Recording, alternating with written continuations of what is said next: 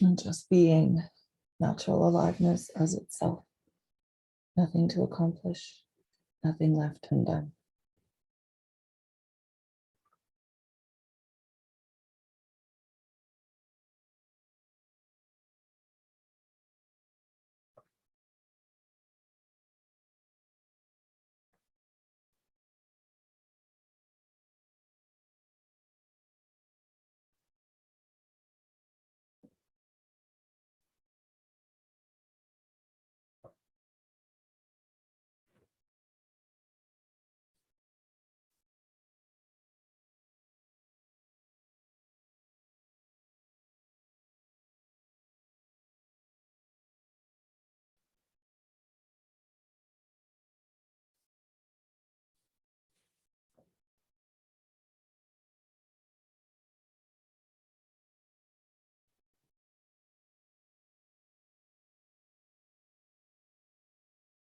I was just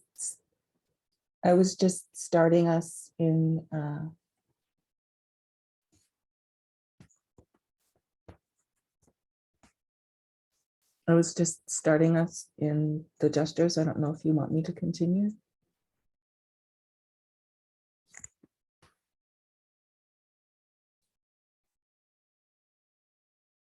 Well, let's continue with that.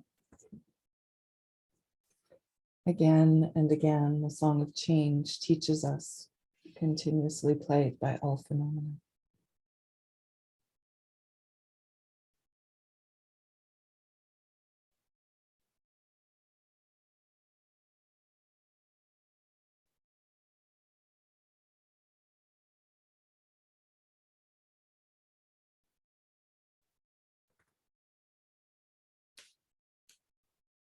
Regardless of past commitment, vow only arises as our actual condition. Congruency is the only way forward.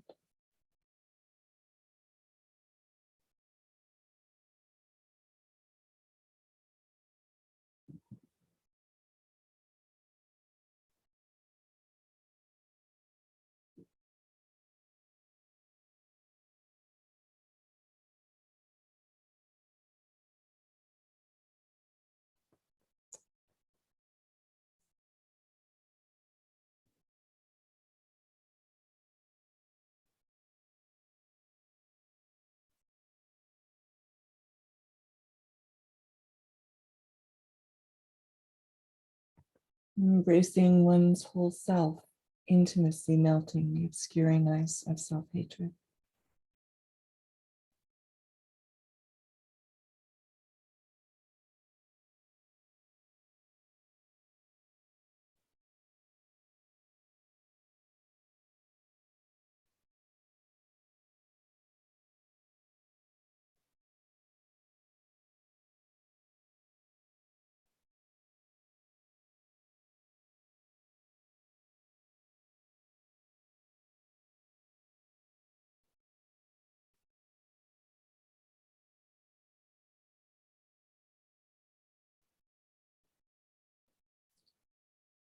In the resonant heart, just like me, all who I see long for freedom.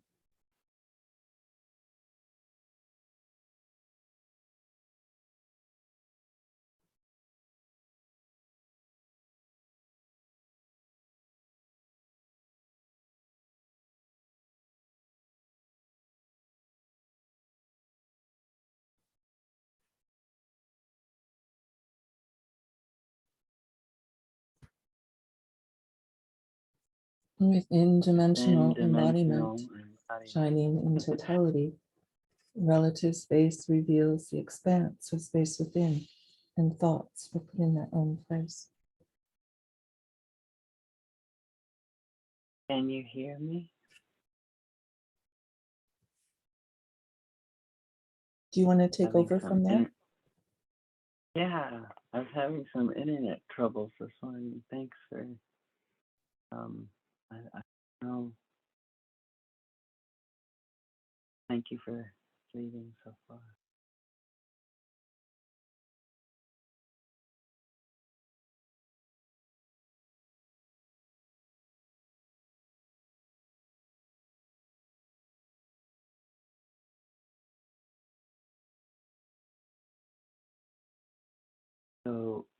we're feeling the height and the space in between.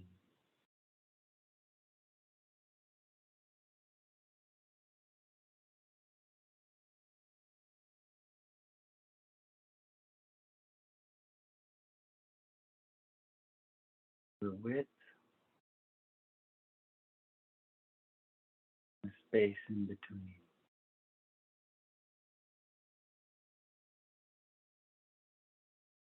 Depth,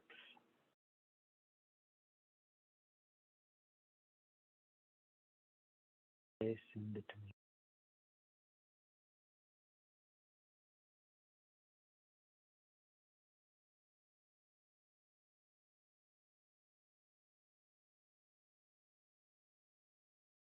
We're relaxing into a sense of whatever is in the space it's like a living being. Our different emotions and thoughts are like little deities. But if we regarded them that way, in the space of awareness, there are many life forms. What if thoughts and emotions were other beings that we could appreciate?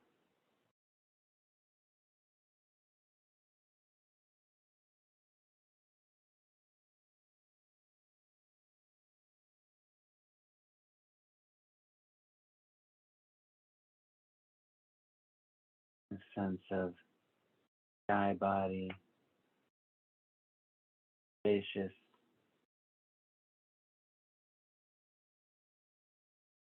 vanish. And what really happens is we appear to ourselves as much lighter, freer, more open.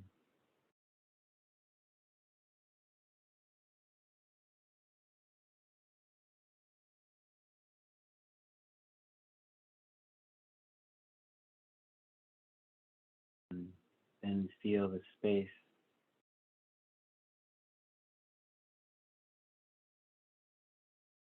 around us and within us.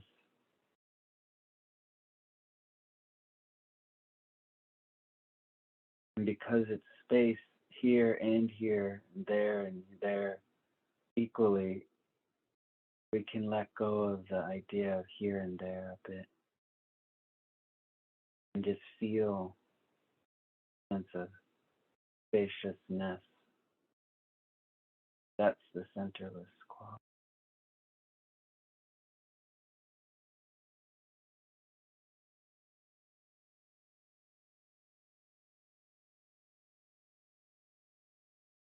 Whatever emotions are present, again, it's like being in the ocean, watching many sea creatures. There's maybe that sense of wonder, no judgment.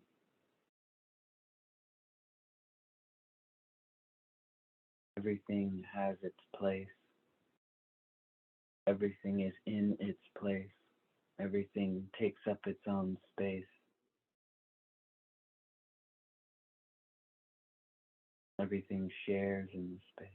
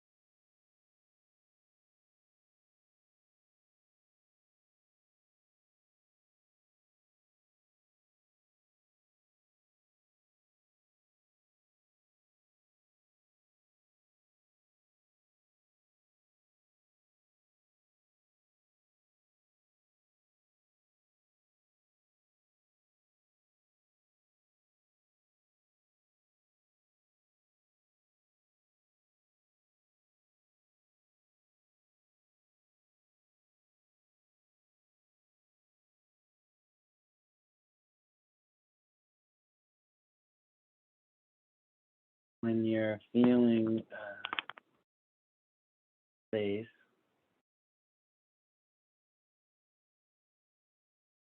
you can feel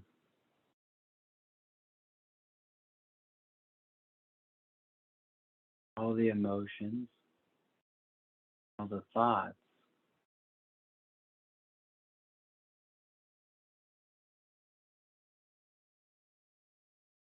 that we're staying from the eclipse. We're sort of staying in the uneclipsed state. We're feeling eclipsing, if possible, as just part of the space. Doesn't mean we don't feel scared or sad or frustrated or any of the feeling tones, the affects of the emotional energy, or happy or joyful. Any of it's fine. But if all of it expresses space, can we feel that just for a little while?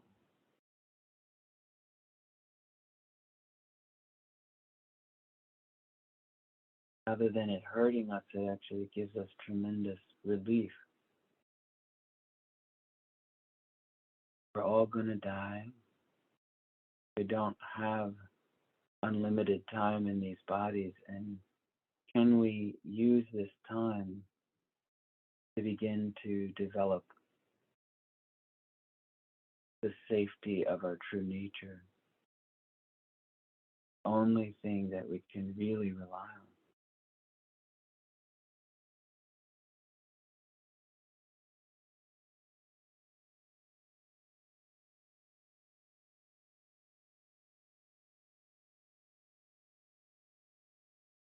Spaciousness of our true nature is one of its facets, one of its gateways.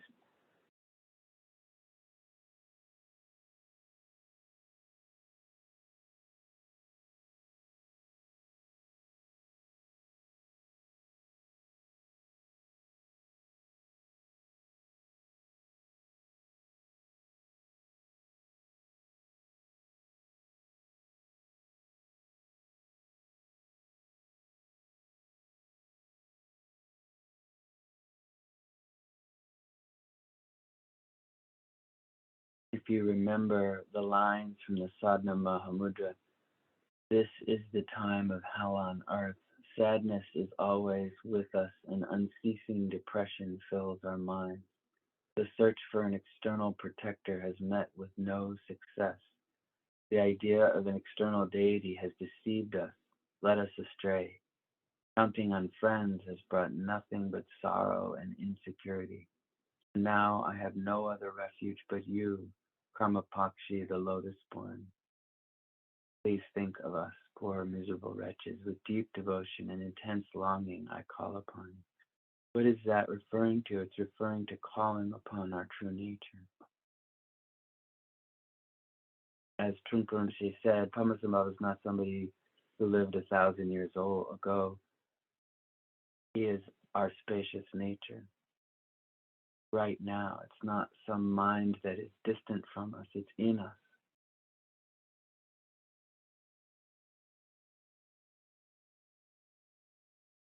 When we feel the height, width, and depth, what are we preferring to go to? We let go, move into the energy of the space, not because we disown our feelings, but because we love our feelings so much that we don't want to torture ourselves or others. We love them like living beings swimming in the ocean of being who we are. But we have to see them as what they are. They are actually arisen entities of energy. They are not us.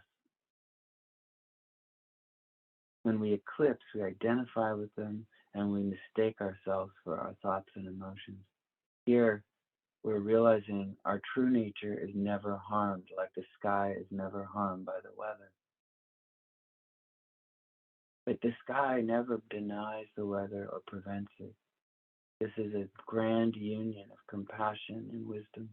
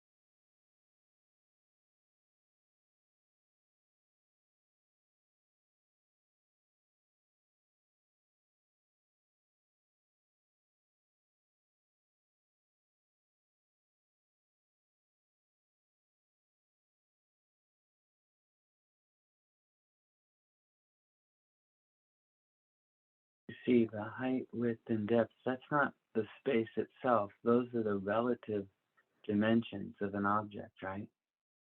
I pick up my teacup, it has depth, width, and height, right? So that's just the key.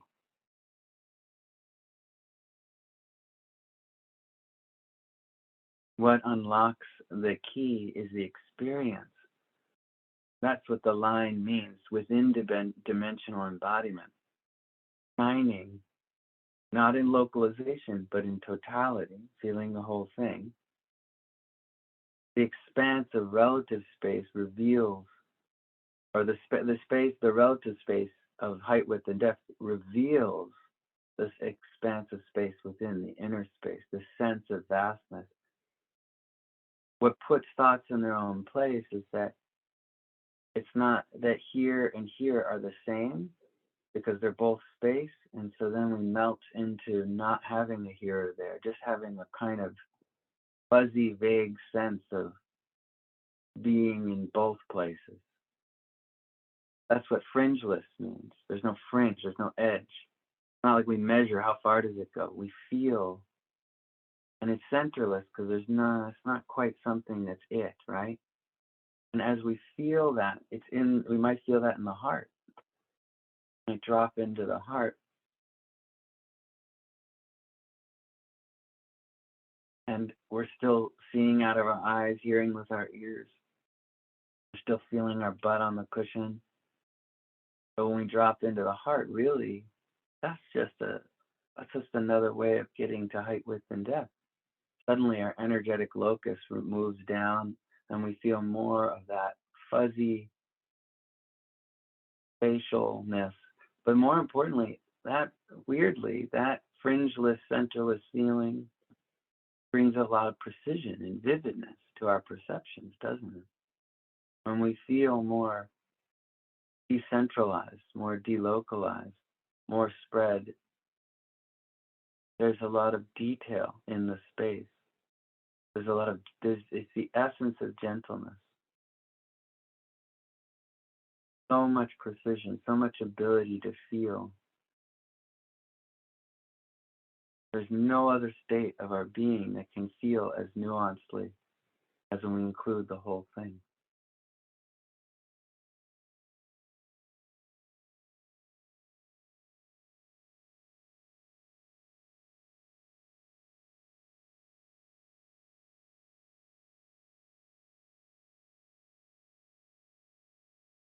It's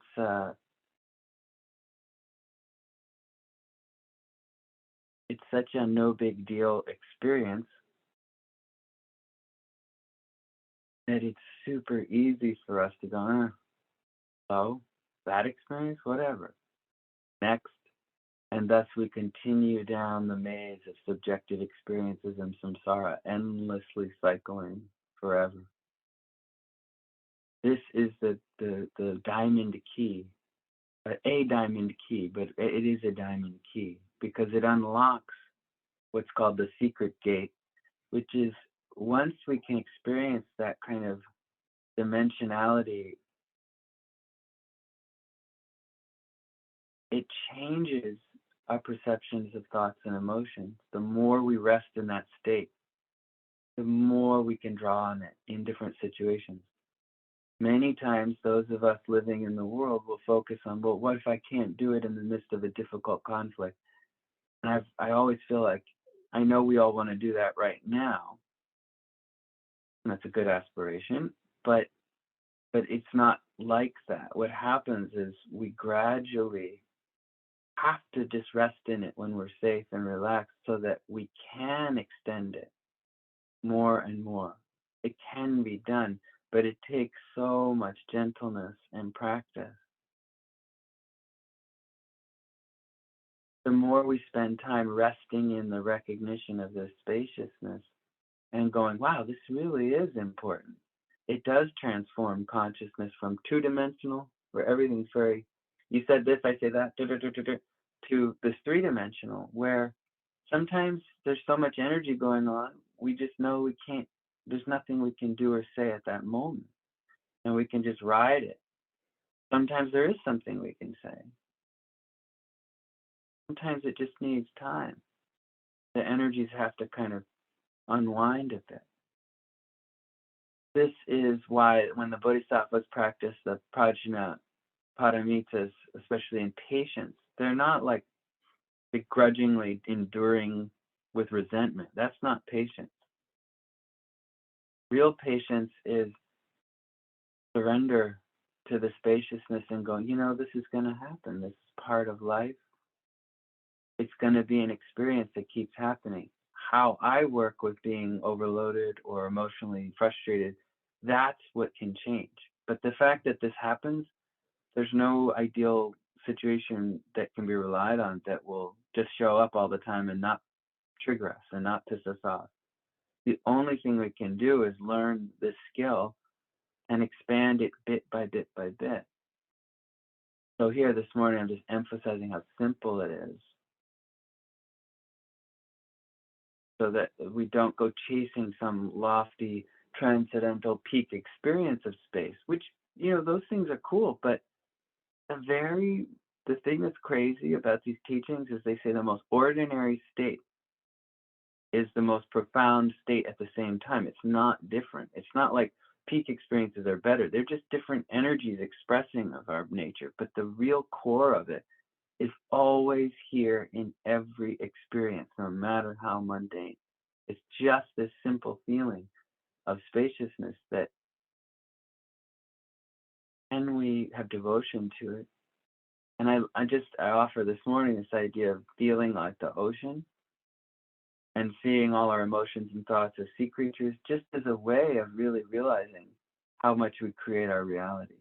Can we really regard these feelings as worthy of wonder and respect? That the feelings we have, the emotions themselves are sacred. The thoughts we have are sacred. We never do that when we're blended, right? When we're eclipsed, we're always just like, and we're trying to struggle our way out of it, right? We're like, get rid of that. I want this.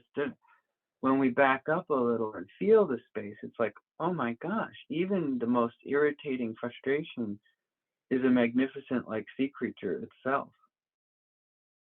So we are deepening our appreciation, right? To the point where we can appreciate things we didn't think were possible to appreciate.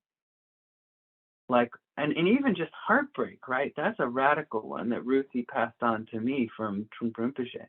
That heartbreak could be appreciated, right? That is important. We have that path.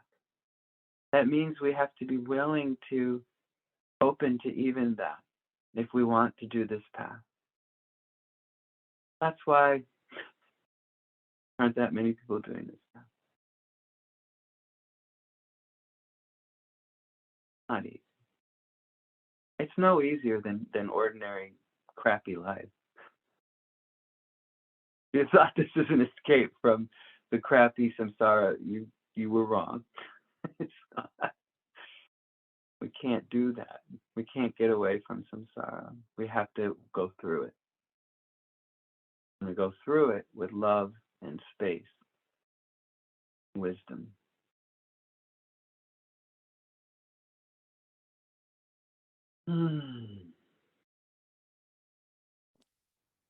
Hey, Nick, when you were talking about like experimenting with heavy duty emotions, like Yeah.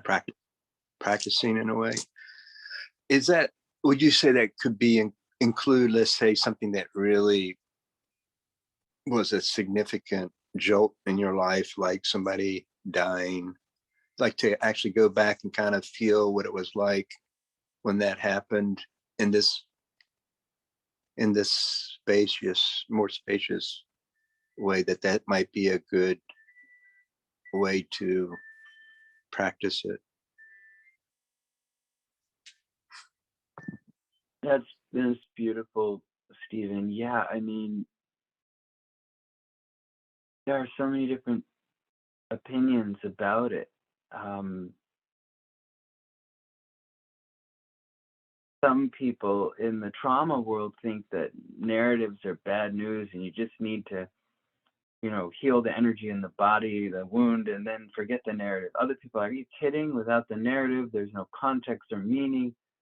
In the Dharma world, I think everything's fair game.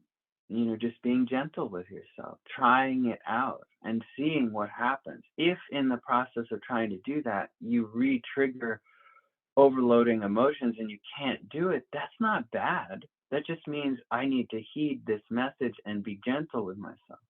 If, on the other hand, one time we do it, we can feel a sense of this kind of divine witness quality where we're part of it, but also not lost in it. Then there can be incredible healing, right? So it just depends. It just depends on us. It's so intimate and personal. I have gone back to events with when I feel safe and spacious, or and it's completely different. It's not the same event. I'm not the same person. I feel it from a different perspective. If, however, I haven't worked through some of the emotions in me, around something that happened to me, and I try to go back and do this, then there can be a cacophony where it's like, oh, there's work to be done with feeling the emotions more and resting just with one at a time because it's too much at once. Whereas if I've processed my relationship with a past event and I feel more safe and I've worked through some of the emotions and complex emotions, meaning conflicting emotions, right? The different parts that don't all agree about the event. If I've worked through all of that and I go back, well, then it's just sort of like, I just feel compassion. I'm just like, oh, look at everyone. And for everyone, including the people who've harmed me, just total compassion. Like nobody's to blame. It's just sad, right? I have had that experience. That is possible. On the other hand, if I don't go through all the conflicting emotions and work with them gently, I can go back and try to do that, and they can erupt, and I can go, why can't I do it? Aha, because there's something in my shadow, something in my blind spot that I haven't seen or worked with. And if I try to go back and be in the space, sometimes it'll come out. Now, is that a good thing? Yeah, if you're up for it, if you're willing to be gentle and with it and work with it, and you're in a sense of, I have a practice and a sangha, I can do this. But people without practice in sangha who do that, they just re-traumatize themselves or overload themselves and nothing changes. And then they say, let me just bury it in the shadow even deeper so I don't have to ever feel that again.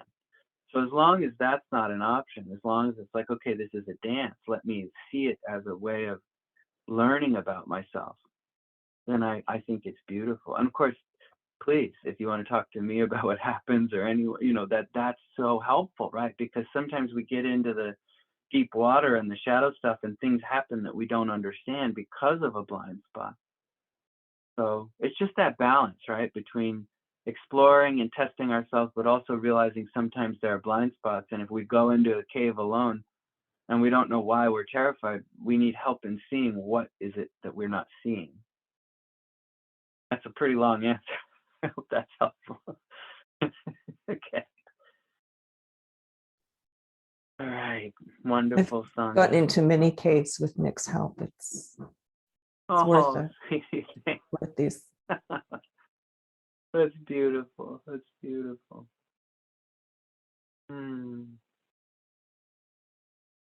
All you sentient beings, I have a good or bad connection with. As soon as you have left this confused dimension, people in synchronity, and once you're born, complete the boons and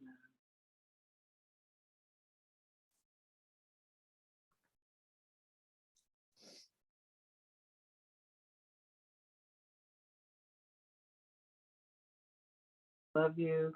Have a good day. Hey, sweetie. Hey. Hey, can you turn off the recording?